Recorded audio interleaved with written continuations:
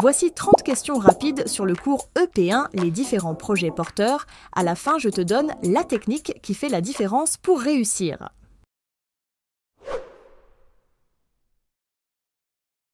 Quel document définit les règles de fonctionnement d'un établissement?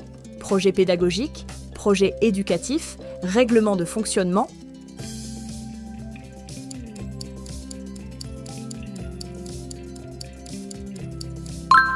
Le règlement de fonctionnement établit les règles opérationnelles de la structure. Quel projet prend en compte les besoins sociaux du territoire? Projet social, projet de fonctionnement, projet d'établissement.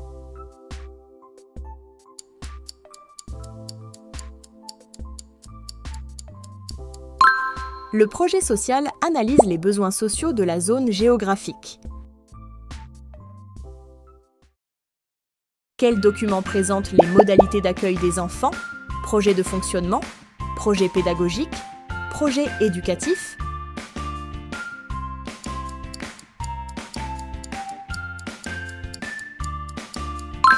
Le projet de fonctionnement détaille les conditions pratiques d'accueil des enfants. Quel projet définit les objectifs éducatifs pour les enfants? Projet social, projet éducatif, projet d'établissement.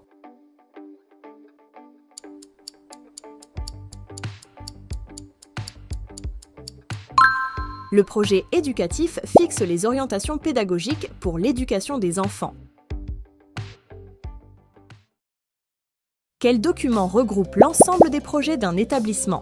Projet social, projet d'établissement, projet de fonctionnement.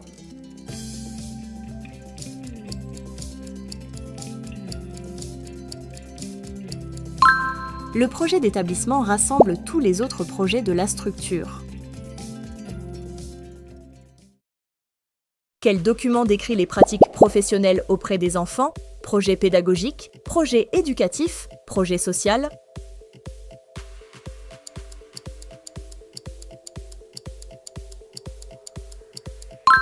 Le projet pédagogique détaille les pratiques concrètes des professionnels avec les enfants. Quels écrits encadrent légalement la création d'un établissement? Projets éducatifs et pédagogiques, agréments et lois, règlements de fonctionnement.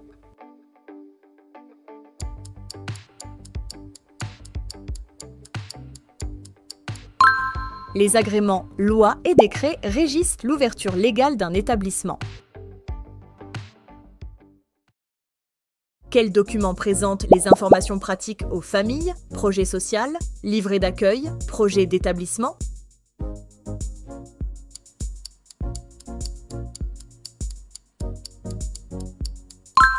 Le livret d'accueil communique les renseignements utiles aux parents. Quel écrit définit les tâches et responsabilités des professionnels? Projet pédagogique, règlement de fonctionnement, fiche de poste.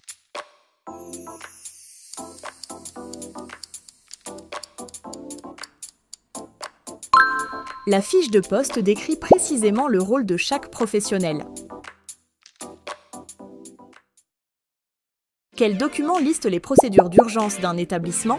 Projet social, projet éducatif, plan d'évacuation.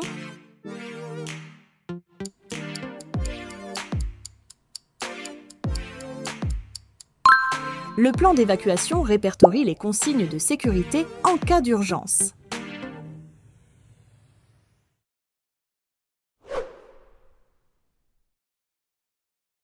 Quels éléments permettent d'identifier les besoins des familles? Projet pédagogique, règlement intérieur, étude du territoire.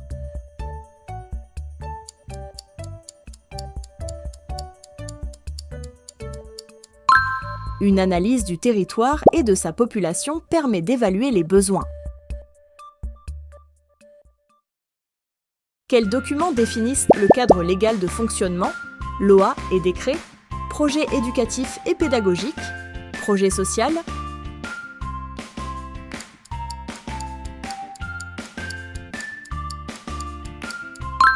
Les lois, arrêtés et décrets fixent le cadre réglementaire obligatoire. Quels écrits valorisent les compétences des professionnels? Projet d'établissement, projet de fonctionnement, livret d'accueil.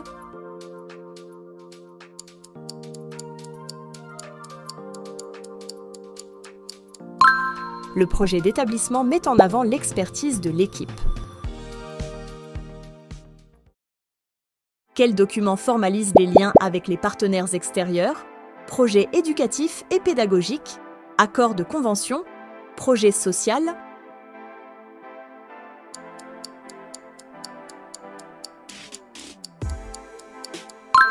Les conventions définissent les collaborations avec d'autres organismes partenaires. Quels écrits assurent la cohérence des pratiques professionnelles? Projet éducatif et pédagogique, projet de fonctionnement, protocole.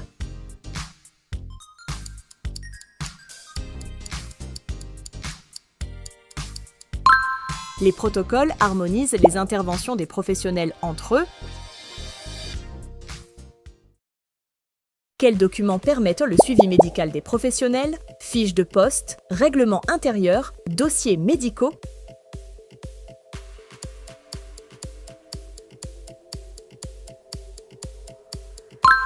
Le suivi médical des employés est assuré par leur dossier santé. Quels éléments budgétaires encadrent le fonctionnement d'un établissement? Projet d'établissement, budget de fonctionnement, projet social.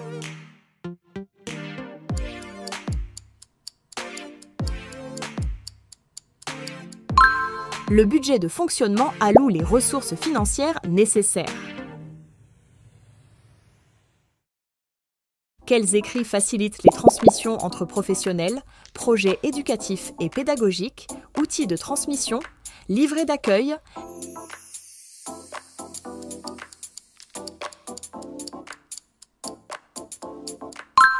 Des supports écrits permettent d'assurer le relais entre les équipes.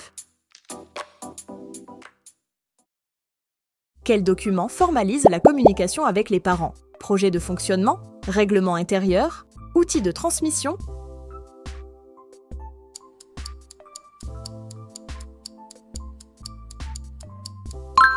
Des écrits dédiés favorisent les échanges avec les familles. Quels éléments planifient le développement des compétences professionnelles? Projet pédagogique, plan de formation, projet éducatif.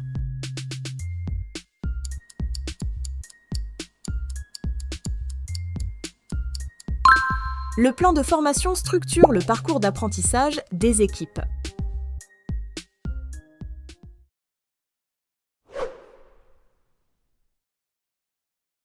Quelle démarche permet d'adapter les pratiques aux réalités locales? Projet pédagogique, diagnostic territorial, projet éducatif.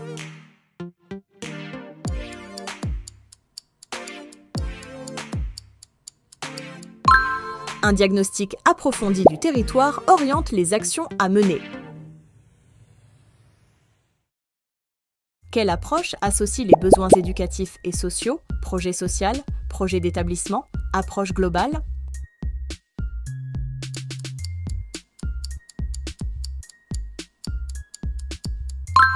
Une vision d'ensemble concilie les dimensions éducatives et sociales.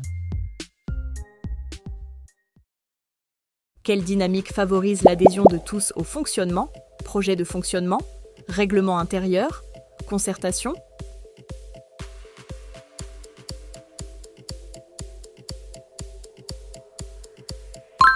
La concertation collective permet d'impliquer chacun dans les processus établis. Quelle démarche valorise les richesses individuelles de l'équipe? Co-construction, projet éducatif, projet pédagogique.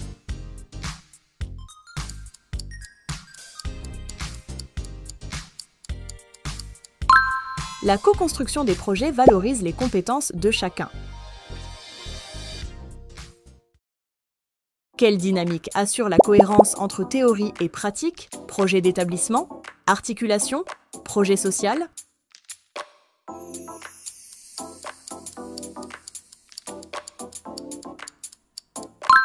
L'articulation entre concept et réalité terrain garantit la cohérence d'ensemble.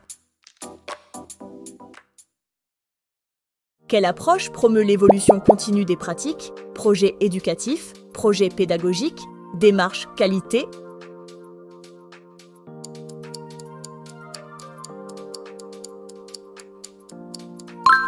Une démarche qualité vise l'amélioration constante des pratiques professionnelles. Quelle philosophie sous-tend la reconnaissance des rôles distincts, posture de coéducation, projet de fonctionnement, projet social?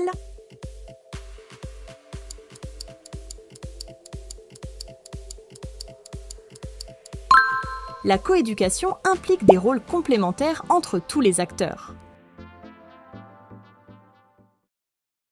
Quelle dynamique favorise l'actualisation régulière des projets? Projet d'établissement, évaluation continue, projet éducatif.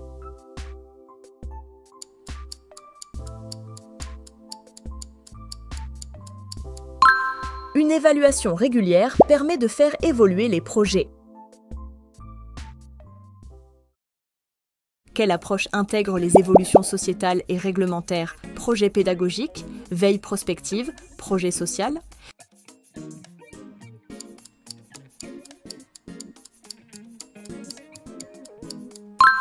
Une veille prospective anticipe les changements à venir dans le secteur. Quelle philosophie guide l'adaptation des pratiques au public? Projet de fonctionnement, approche individualisée, projet d'établissement.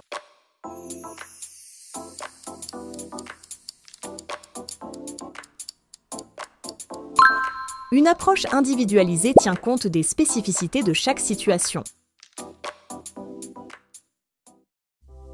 Bravo d'être allé jusqu'au bout de ce quiz CAP Petite Enfance sur l'EP1, les différents projets porteurs. Si tu as fait moins de 5 fautes, félicitations. Tu peux passer à un autre quiz pour continuer ta préparation. Si tu as fait plus de 5 fautes, je te conseille de refaire ce quiz ou de relire le cours pour bien tout maîtriser. Et surtout, voici une astuce pour t'aider à réussir ton CAP. Crée des schémas pour visualiser les processus ou les liens entre les idées. Sur cette chaîne, tu trouveras plein d'autres ressources et quiz pour t'entraîner facilement et réussir ton CAP Petite Enfance A et des Lalins.